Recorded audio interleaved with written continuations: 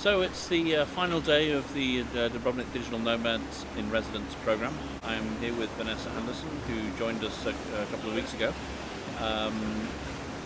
Just really looking to summarize the experience and also learn a little bit more about how we move this forward. So let's start by explain what your relationship with Croatia and the region is. When did it start? Did you have any relationship through family, or how did it begin? Yeah, my great-grandparents are from a small town in Croatia, so that's one connection that I have that brought me here. And also I studied the Balkans in college, and that really piqued my interest in the history of the region. So I've continued reading about it on my own and decided I wanted to come here and see the sites firsthand. So I've traveled all around Bosnia, as well as Croatia and Montenegro, just to learn about the history, which is really fascinating. Okay. And is this your first time in Dubrovnik, or have you been before? This is my third time. Third time, okay. Mm-hmm. Okay. So tell us a little bit about being a digital nomad and Dubrovnik and the experience the last couple of weeks. You've been involved in some of the design thinking workshops. Mm-hmm. What were they like? What did you learn? Is your perception of Dubrovnik a little bit different now than it was? Yeah, well, the workshops were really interesting because it forced me to think in a way that I hadn't thought about things before, and to flesh out ideas. So it was really fun getting everyone together, all their ideas, to make decisions and to come up with this final product, which made me think about long-term stays differently, what people need, and I think we have a great product for moving Dubrovnik forward and for drawing people in. Okay.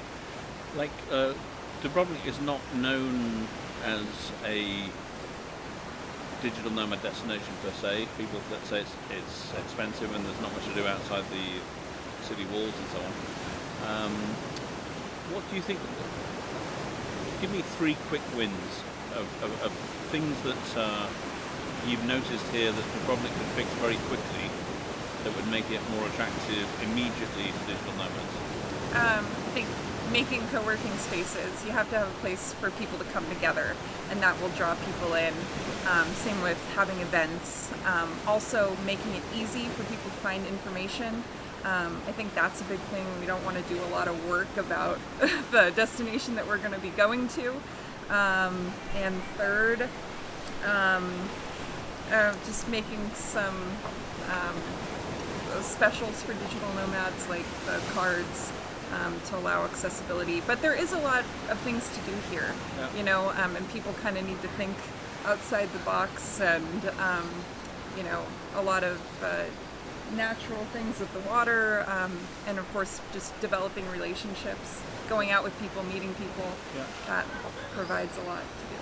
One of the big things that came out was in the presentation today at the press conference was this concept of beyond the walls.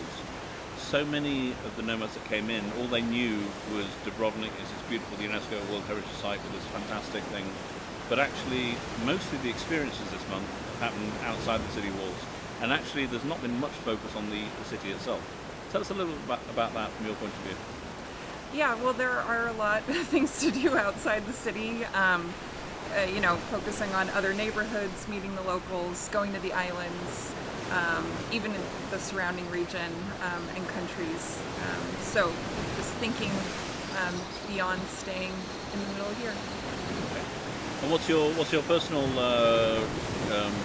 plan now? Are you planning to spend more time in Croatia? Yeah, I'm going to bowl on Brač Island for at least the end of June. We're going to see how I like it, but planning on staying in Croatia long term, probably on the water through the end of September. Wow.